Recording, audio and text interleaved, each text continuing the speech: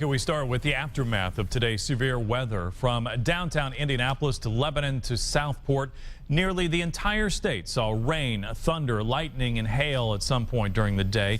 And now, hours later, we are dealing with flooding, damage, and even fires thanks to the storms. We have live team coverage for you tonight with Katie Hines live in Lebanon looking at damage. Drew Smith in Greenwood covering a house possibly destroyed by lightning. And Chance Walser live on the south side giving us a glimpse at the flooding and high water there. But we start with Chief Meteorologist Kevin Gregory, who has everything you need to know about the weather still ahead. Kevin. Ongoing severe storms, Todd. You can see just to the south of Crawfordsville and also Greencastle and Cloverdale. Thunderstorm warning in effect there. Here's the complex of thunderstorms rolling to the south and east through Park, Putnam into Owen counties. We'll get a closer look here. This is just flat out heavy rain where you've had a couple of inches in Park County. This is a hail producing thunderstorm now along 231 well south of Greencastle toward Cloverdale. Give you an idea where this is headed, moving to the south and east toward Spencer, Ellettsville, and Bloomington, all within the next half hour, and another strong storm east of Connorsville. I'll let you know when the severe weather threat ends and how Memorial Day weekend is shaping up coming up. New tonight, while you might have been able to hear the thunder and the lightning, many people were actually able to see the power of today's storms. RTV6 reporter Katie Hines is live in Lebanon with a look at what's left behind there. Katie?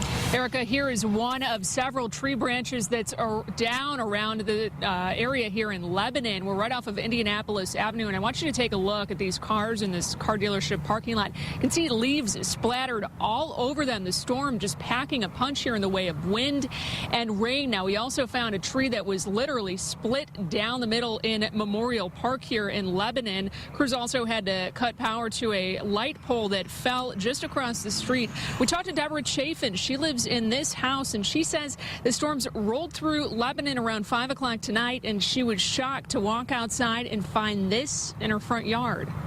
The whole tree was, it was all the way across. The street was covered almost from my driveway to the next driveway. And they got a crew in here and, got it out of the way. But I was out looking, and one of the guys told me to get back in the house because they were afraid I might get electrocuted. In this video, the back of a house on Southeast Street, water sunk the foundation 6 inches into the ground.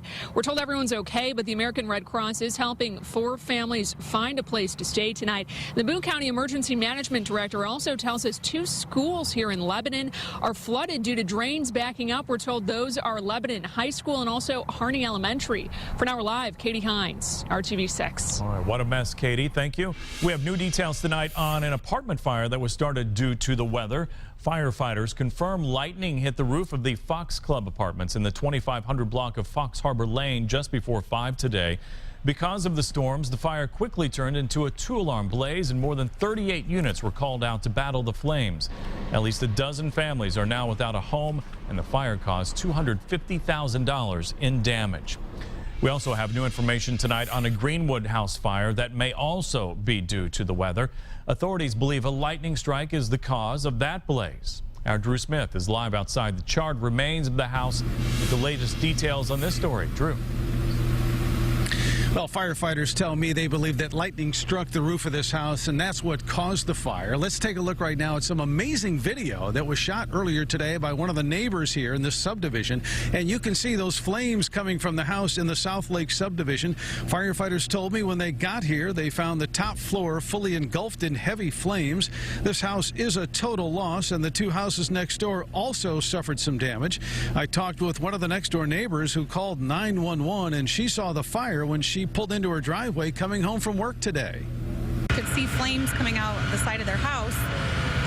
So I called 911 and I pulled around, and then all of a sudden I saw a neighbor come running in from the backyard, and he said, "Is everybody out?" And I thought, oh my God, I don't even know. So he ran up and started banging on the door, and she was home, and she had smelled smoke. She just didn't see where the fire was coming from because it was all outside at the time. And we grabbed her and put her in my car, and I ran up and got my dog, and we sat out in the car, and before we knew it, the whole roof was gone and just flames everywhere.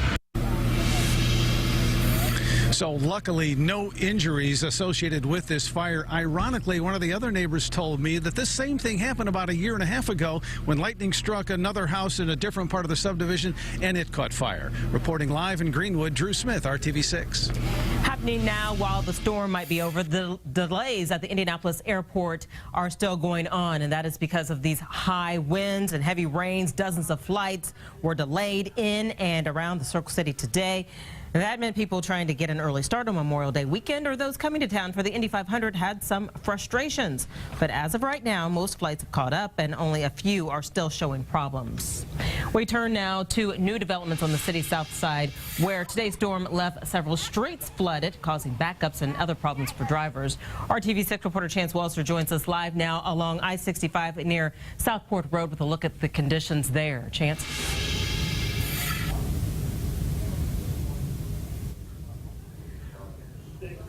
Heavens have opened up once again. Just a light sprinkle, though, for now. Nothing compared to the onslaught of heavy rain we saw earlier today. At times this afternoon, water poured over southbound lanes of I-65 near the Southport Road exit where we are. It created about a 15-mile-long backup extending north all the way to the interchange at I-465 and I-70. Several city streets here in the Southport area looked about the same. You're seeing Stop 11 Road here near McFarland. You see lots of cars going against popular advice driving through that standing water. We watched as several smaller vehicles got stuck. Here you can see this man up to his knees in water trying to push his car to dry land. When the water started splashing up around the car, I knew it was too late. The air filter's at the bottom of the car, so I knew it was going to be a problem. I didn't realize the water was that high until I got into it. And most of that standing water we saw immediately after this afternoon's storm is receding substantially tonight. And as you can see behind me, I-65 on the southern edge of Marion County, here traffic is flowing as normal. Live on the south side tonight, Chance Walser, RTV6.